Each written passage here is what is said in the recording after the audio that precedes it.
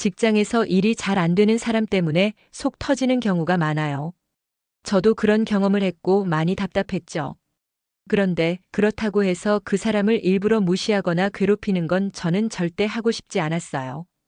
오늘은 제가 겪은 현실과 그 속에서 제가 어떻게 선택했는지 이야기하려 합니다.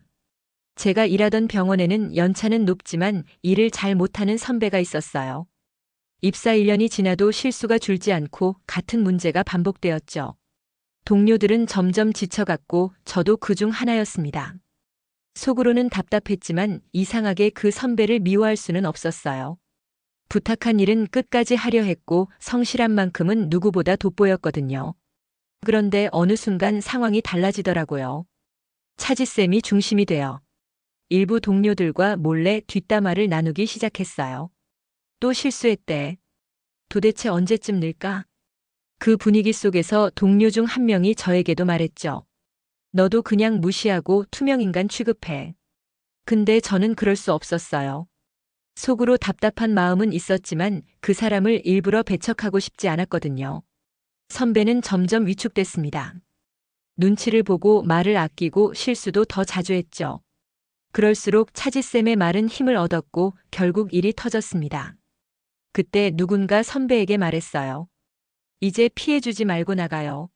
며칠 뒤 그 선배는 병원을 떠났습니다. 그런데 더 이상한 건 그 뒤 상황이었어요.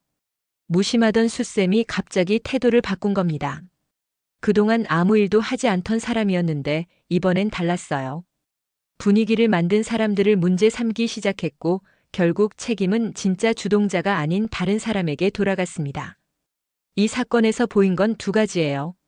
조용히 여론을 만들던 사람, 그리고 침묵하며 상황을 지켜보던 사람. 차지쌤은 직접 공격하지 않았지만 작은 말 한마디, 웃음, 눈짓 하나로 사람을 몰아냈죠. 수쌤은 그 과정을 모두 보면서도 침묵했어요. 리더라면 갈등을 조정하고 몰아세우는 분위기를 막아야 합니다. 하지만 그는 침묵했고 일이 커지자 책임을 다른 사람에게 돌렸습니다. 답답하고 힘든 순간은 분명 있죠. 그렇다고 해서 누군가를 고립시키거나 뒷담화로 괴롭히는 건 절대 옳지 않아요.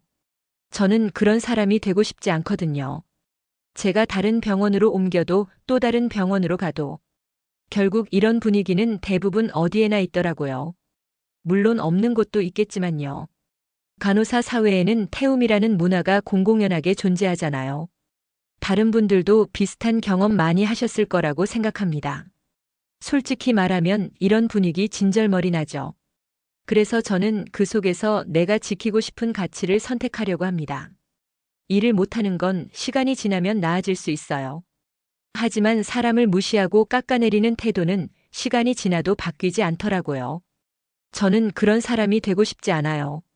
어떤 자리에서든 누군가의 실수를 함께 견딜 수 있는 사람으로 남고 싶어요. 그게 제가 지키고 싶은 기준이에요. 여러분은 어떤 사람으로 남고 싶으세요?